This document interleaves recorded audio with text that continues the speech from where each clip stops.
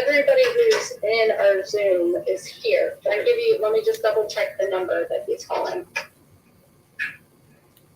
What's going on, guys? It's your girl, Angie Snatch, coming at you with an exclusive. We are watching the John Johnson case, the John Fitzgerald Johnson case. Do not judge this ghetto rig up that I had to do to get this to work. Let me know if the sound is working for you. John Fitzgerald Johnson, aka Grandmaster J. I'm sorry, I'm all over the place this morning. It has been a headache trying to get this to stream on my computer. He has not come up yet. This is Grandmaster J's state case, which is the 5 charges of wanton endangerment. They are trying to work out him getting in the room. As you know, if you saw the video where he went to court on October 25th, his attorney motioned for him to be able to do this court hearing via Zoom. So before I went live, they were having a conversation about him trying to get on the Zoom call. So right now, we're just waiting.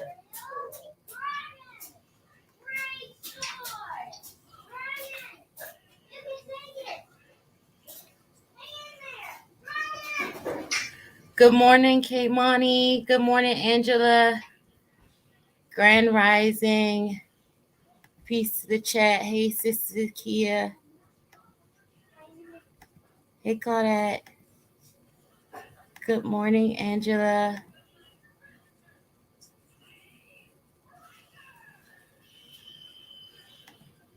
Thank you so much for that, Kaimani. And send me any information you guys want me to look into. I've actually, okay, so as you know, I'm working on the YouTube, Young Pharaoh versus YouTube case. The Shaka almost allegations that came out, I had a lot of people reach out to me about covering that. And I have waited. Pretty on task, so I think he'll be with us in a second. And sorry, I was listening. I have waited because I wanted to figure out more details about it. I need facts, you know how we do over here. So I sent an email. Oh, let me be quiet. Nice to see you. It's been a while. Judge David Lambert, I represent Mr. Johnson, and because of my mistake, he was on another number, and court's giving me the right number. And I texted Jim, and I'm sure he'll be calling in a second. I told him what I expected to be, and Mr. Porter and I have talked about it. We would like another conference date, please. We've received some discovery. I think there might be a little more, and then there'll be some reciprocal. So, and Judge, he is out of custody, and I say that because we're not in a hurry. Plus, a case that, other than the separate sovereign issue, which is identical to this, is in federal court. Trial is in April, and I've discussed with Mr. Porter. I think. Can you hear them, guys? Let me know. Ultimately, we would expect to get resolution after that case, which preceded us in time and everything else. And then certainly explains Mr. Porter's presence. Yeah. Okay. Yes. I just thought he was making a special appearance for you. He's a dual sovereign today. Okay. All right. I don't really have anything to add. That's all I heard. Mr. Lindbergh and I are in contact about it. I do think that hopefully what happens in April will either resolve this or we'll go forward after April. So no objection to going past April then? No, I think that's certainly my request, and I think it makes sense for all of us. So, and maybe Judge, a pretrial. If you want to bring us back here for a status in February or something, that's fine, to make sure discovery is still getting turned over. All right. February 1st at 10:15. Perfect. That's good. So February 1st is what they're saying they'll come back. He said that they only had received some of the discovery. Federal matter pending. He's being observed by the federal pretrial. Yes, Judge. Exactly. Is that, and there's been no problems, and he did post a bond in this case as well. Okay. And so he's, yes, so February 1st at 10:15. 10:15, that's perfect. And now that I have the correct number, Judge, because he lives out of state, could he call in on that day as well? Any objection? That's fine. Judge, in the interest of getting other folks up in front of the court, we could be excused if you could, and I'll text him that he can hang up now. And and if I see him, You can hang up on him, Judge. I'll give him his next date. Judge, thank you very much. Take care. Thank you. Mr.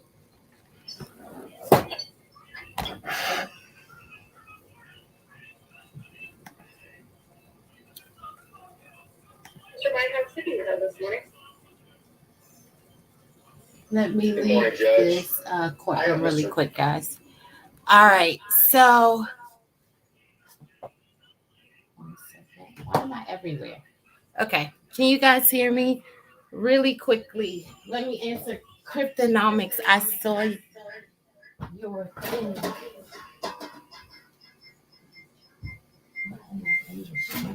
Hold on, let me.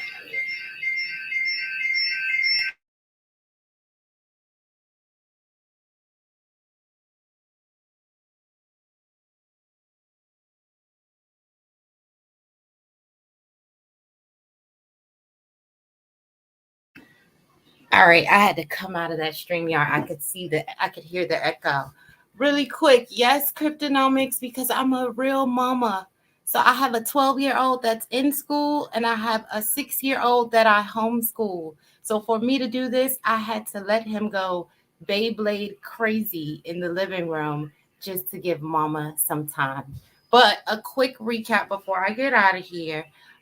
So you heard that February 1st, they will be coming back for the state case. I don't know if you caught that dual sovereignty comment, as well as the judge saying, because we're also monitoring and want to do it in tandem with the federal case. So as I said before, both are very much connected. His attorney did mention that they only received some of the discovery, so they hadn't received all of the discovery, and they're open to pushing this to get started around April. So I think they're following the federal cases lead, because if you went to my video that says he must forfeit all, that's where I'm kind of breaking down that federal case more. And the judge in the federal case has already created a timeline of how they will be exchanging information, and that is around February as well. I'm gonna clip this stream for just that portion. For all of my GMJ supporters, go show him how to jump on Zoom, because that was his issue, that he could not get through the Zoom. Now I had to, as you know, this was supposed to first go live at 10:30. It didn't, because the way that they're now doing the Zoom court, and I'm thinking that Grandmaster Jay had so much interest that you had to go through. When I went through the Zoom, it first took me to a secretary. You had to say who you were. They had to put your name with his case next to it, and you had to identify whether you were from the press or not. Before, it had just been you click the link to enter the courtroom. So I found that interesting, and that's what kind of created problems for me.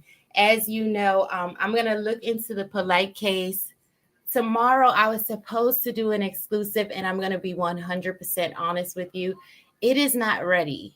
I had people reach out. I was saying it earlier, reach out to me about the Shaka Amos case. And I had to really sit and think about this. They sent this to me maybe 10, whenever she did it, maybe 10 days ago. Shout out to Dominic. Thank you for the Cash App. Sex, Scotch, and Cigars. I like your name. Thank you for the Cash App. Mail R, Fork 2, all the people that email me. Thank you so much. So I got Cash Apps about it. Then I got emails about it. Did you listen to this girl? So I did. Let me walk in my room really quick. Christopher, 1 second, okay? So I did listen to it, but the thing was, I was in Greensboro at the time when that interview came out. My son is writing a paper. He's entering a competition. He's on a debate team. So he is writing a paper and doing a documentary on the sit-in movement and the debate about whether it was one part of propaganda. Did it really uh, bolster this movement in civil rights, or was it a redo of sit-in movements from the past? So we thought, hey, let's drive him to Greensboro. Let's go to where the sit-in movement was reignited. So I had been there. I listened to the interview. It's 4 hours long, and it is really hard to listen to. It took me 3 days to listen to it. But over here, I really work from court documents. So this kind of felt out of my wheelhouse without me getting a lot of information, a lot more information. So I listened to her, kind of put together facts that I could gather from her interview. And then I reached out to Shaka Amos, and I emailed him, letting him know that, this had come to my attention. And was there anything that he wanted to add to the conversation or any context that he could add? He didn't give me a response at all. So I also reached out to the mother, and her and we had a 3-hour conversation. We had a 3-hour conversation. There was tears, there were laughter. And she is 100%, when I talked to her, she said, I'm in between a rock and a hard place, because on one end, I'm being demonized on the internet, but on the other end, I want to support my daughter. So if you want to speak to me about getting information on facts that could support my daughter, then I would be open to that. And the other healing that my daughter needs to do, that we need to do, I'm open to that. And I told her I would look into these facts and, see what I come up with. And the only thing I asked in return from them is that they go to therapy, because this is not therapy. YouTube is not therapy, but these facts can potentially help their case. So we'll see how it goes, because you're right, Sister Gia. A lot of people have an agenda behind that.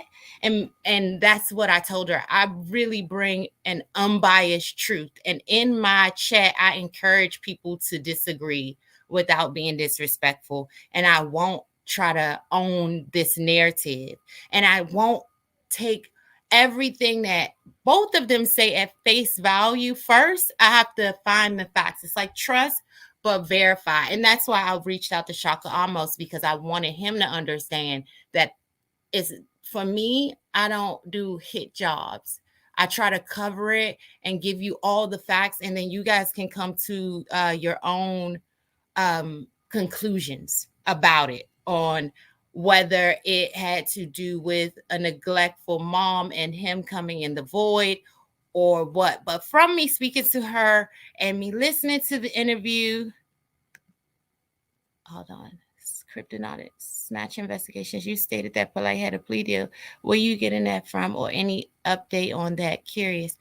So, Cryptonomics, if you listen to the video, what I say is I am watching for a plea deal, and I still am watching for a plea deal, because I haven't seen any response to his demand for alibi, nor his subpoena list, witness list, or anything that would state I'm going to have a defense.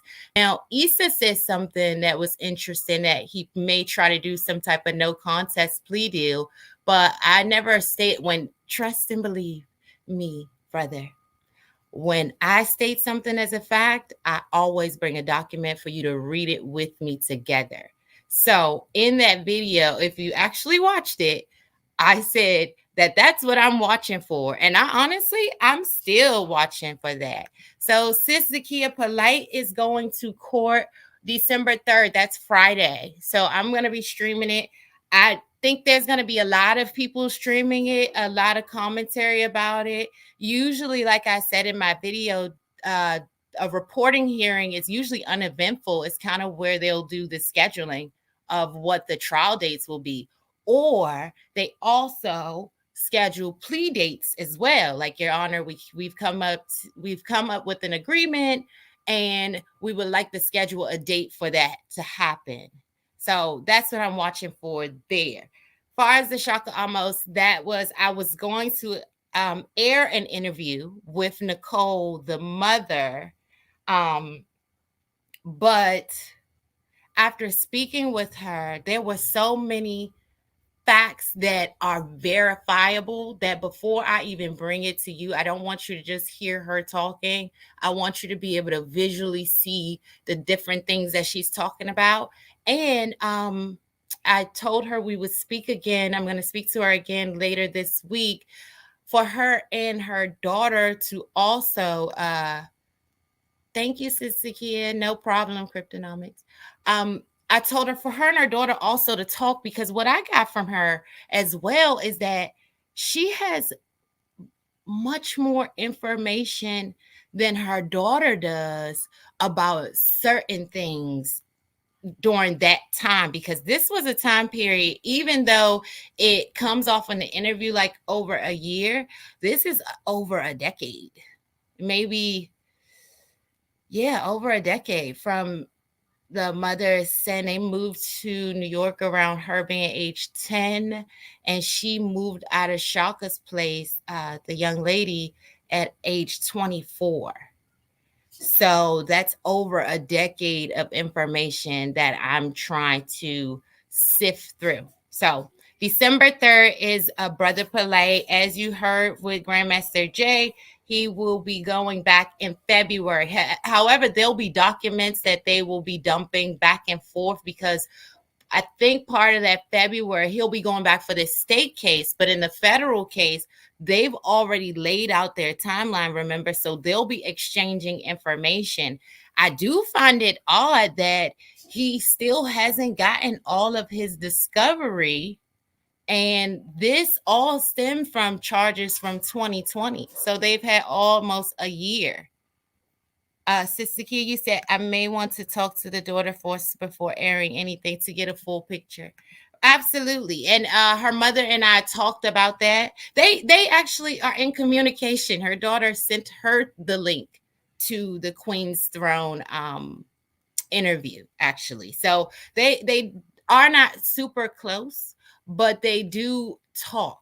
You know, they're not like not speaking at all. Even her mother speaking to me, she spoke to her daughter about it. And one of the first things she said to me is, my daughter asked me not to do any interviews. And I said, I want you and Kelsey, I want to assure you guys that I will not delineate her story, nor will I exploit your family. If you are open to having your story told and being scrutinized by me searching for facts, not searching for facts to discredit anyone on either side, but just searching for facts, please let her know. And if she's open to it, I would love to. So this wasn't like this bombardment. And that's why I said it's over a decade of this trauma in this family. It's a whole lot of layers, I believe, to all of this, right? And I want to make sure I get all of those layers. So do you guys have any questions? K-Money, they want to keep GMJ silence. Well, it sure seems like if they were ready, they would be ready. You know, he's bonded out. They've disarmed him. I think that was one of the main things that they wanted to do initially, and them just stretching it out more and more. It is seeming a little suspicious. I did expect for the prosecution to have a little more than what they had in this pretrial conference, because all I heard was, Your Honor, we didn't get everything yet. So let's just do another date. Other than that, I felt like it was uneventful. But I'm about to get back to homeschooling, guys. I am going to just do a video clip of how I feel about the GMJ. Tomorrow, December 2nd, I'll come back. I was actually supposed to do an interview with Nina Rari. Let me show you guys something. Let me see if I can pull it up. I did a video on Nina Rari with Brother Polite, and she messaged me because she was very upset. She wrote it under my page, and then we started emailing. She has my number because her and I were supposed to do an interview. I don't know if she's going to back out on it or not, but we are working on an interview. Let me see. I may not be able to find it right now. But we are supposed to do an interview because I told her she felt like she did not enjoy what I said about her regarding the Crypto Roots story and her being sent money by Crypto Roots. She did not like that at all. I can't find it. I'll put it in the community section. Hey, Chief X.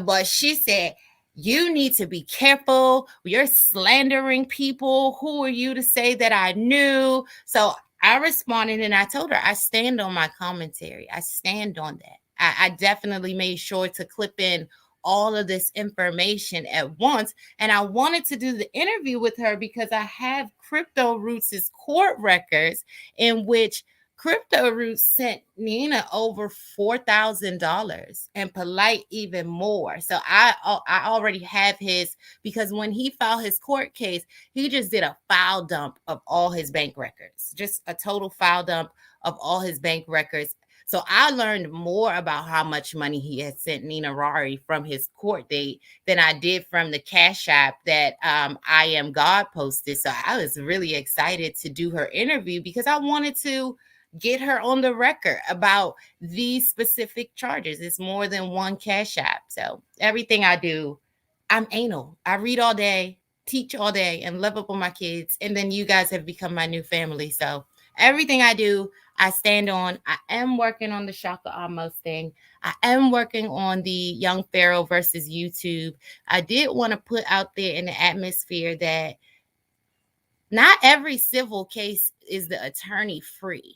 Because the civil rights case, you sue your job, your HR department, that's a civil rights claim you may have. You're going to pay for that attorney. So I wanted to put that out there, but I am covering that. That's what I'm doing.